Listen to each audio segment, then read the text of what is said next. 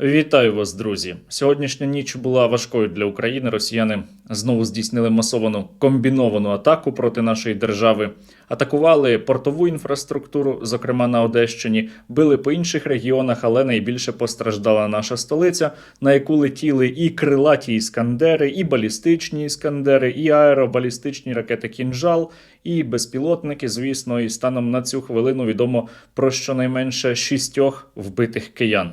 Мої співчуття рідним та близьким загиблих. Разом із тим декілька російських безпілотників залетіли і на територію Молдови, і на територію Румунії. У Молдові одна Гербера сама впала, а у Румунії подивилися, як шахеди розвернулися і полетіли назад на територію України і нічого не зробили. І отака слабкість – це саме те, що і провокує Владіміра Путіна і далі здійснювати атаки проти країн Європейського Союзу і країн-членів НАТО зокрема.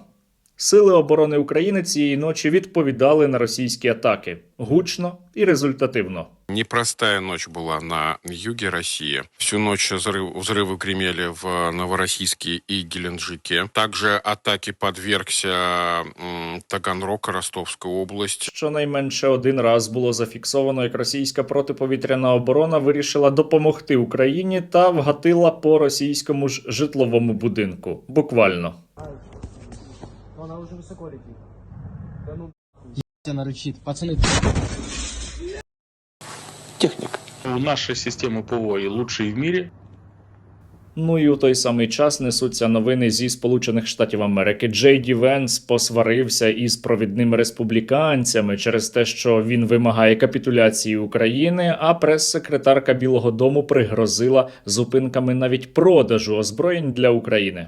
Ви знаєте, президент Трамп зупинив фінансування цієї війни, але США все ще надсилають або продають багато зброї НАТО. Ми не можемо робити це вічно, і президент хоче, щоб ця війна закінчилася. Ми із вами зараз про це поговоримо детальніше, але зараз, як завжди, найважливіше оголошення. Я закликаю вас задонатити на Русоріз. Я закликаю вас допомогти українському війську, тому що які би зараз пункти, яких би планів не обговорювалися, усе одно усе буде так, як будуть вирішувати Сили оборони України. Тож, реквізити, як завжди, в описі до цього відео. Там іще є кнопка «Підписатися на мій канал». Також її натискайте. За заявою нашого Генерального штабу, цієї ночі Сили оборони України завдали успішного ураження по нафтовому терміналу Шесхаріс у Новоросійську, а також по нафтопереробному заводу Туапсинський у Краснодарському краю Російської Федерації.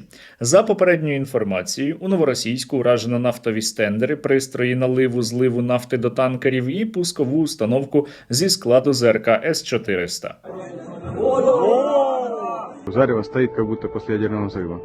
Чи не найцікавіші цієї ночі новини прийшли із Таганрога, тому що там було завдано удару по авіаційному заводу імені Берієва, де відбувається модернізація і ремонт літаків дальнього радіолокаційного виявлення А-50, а також там проходять ремонт і модернізацію літаки російської стратегічної авіації. Так ось на литовищі неподалік цього заводу, судячи з відео, було уражено літак А-60, і це буквально останній, який був у так званої Росії А-60.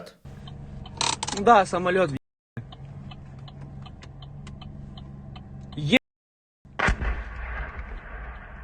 Якщо ви раптом не знали, що воно таке, що це за носата вундерваффе, то це літак А-60, розроблений на базі літака Іл-76МД, і він є російсько-совєтською експериментальною летючою лабораторією та одночасно носієм лазерної зброї. Таких у росіян було 2. Один із них згорів раніше, а іще один цієї ночі. І таким чином ми можемо констатувати, що епоха зоряних війн для російських окупантів закінчилася.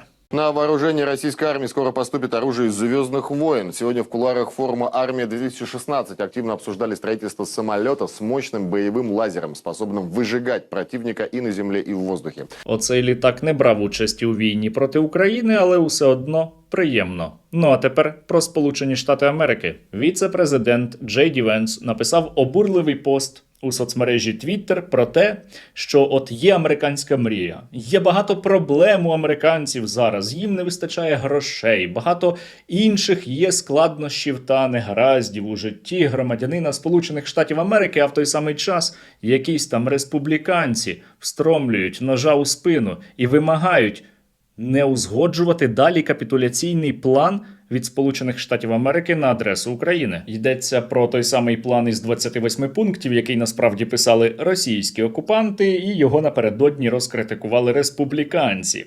Зараз же провідні республіканці розкритикували і самого Джей Ді Венса. Серед них, наприклад, і сенатор МакКоннелл, колишній лідер республіканської більшості у Сенаті і один із найвпливовіших конгресменів. Він зазначає, що згідно із новими опитуваннями, абсолютна більшість американців, причому як серед прихильників демократичної, так і республіканської партії, підтримують Україну і вимагають збільшити тиск проти так званої Російської Федерації. Підтримка ж росіян доволі низька, не більше 14, 16, 19%. Навіть ядро трампівського електорату виступає на підтримку України.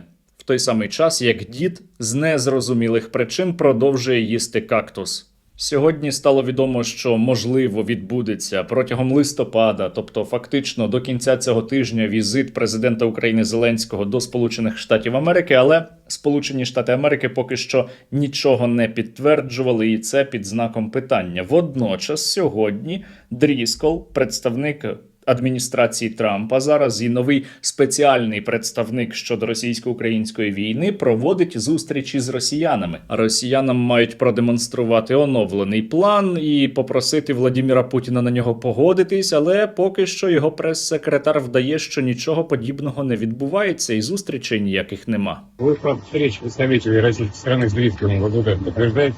Нет, нам по-прежнему нечего сообщить. Мы следим за сообщениями СМИ. Звісно, росіяни не погодяться на оновлений план, а будуть лише намагатися тягнути час. Але ви не подумайте, що вони погодились би на ті 28 пунктів, які були раніше. Вони так само виступали проти того плану, хоча вони самі його і написали. Написали эту бумагу.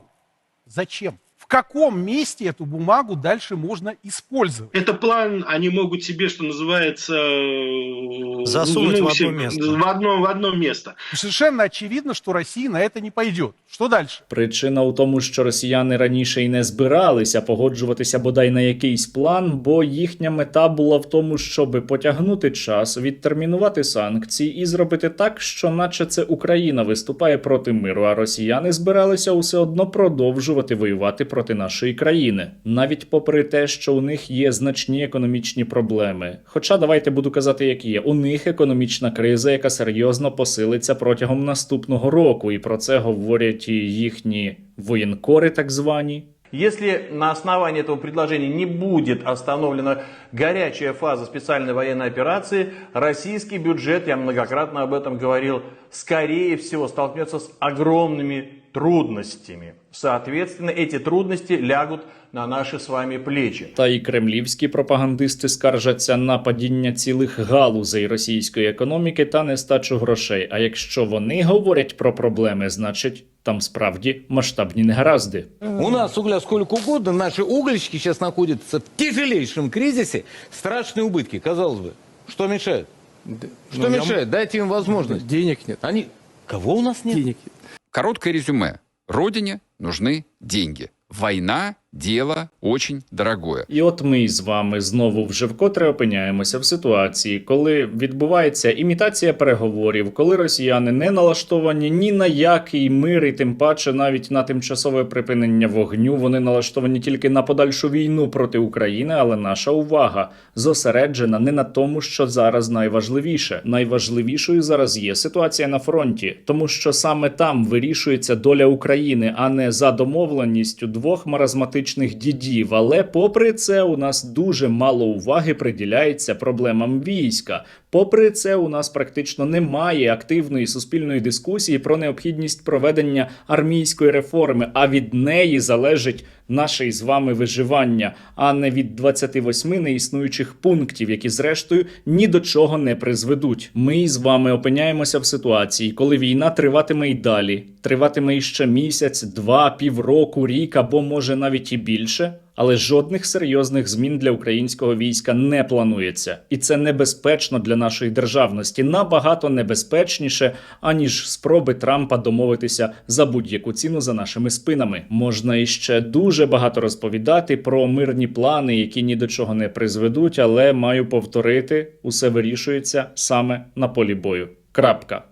Ну а за минулу добу завдяки вам наші воїни отримали іще 365 нових FPV. Дякую за постійну допомогу.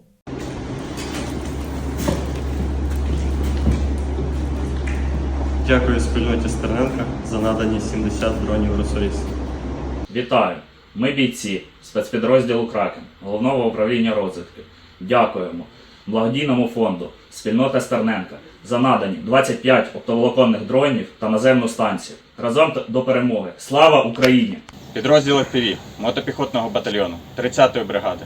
Дякую спільноті Стерненка та всім, хто донатить за передані 70 FPV дронів. Дякуємо за вашу підтримку. Разом до перемоги. Слава Україні!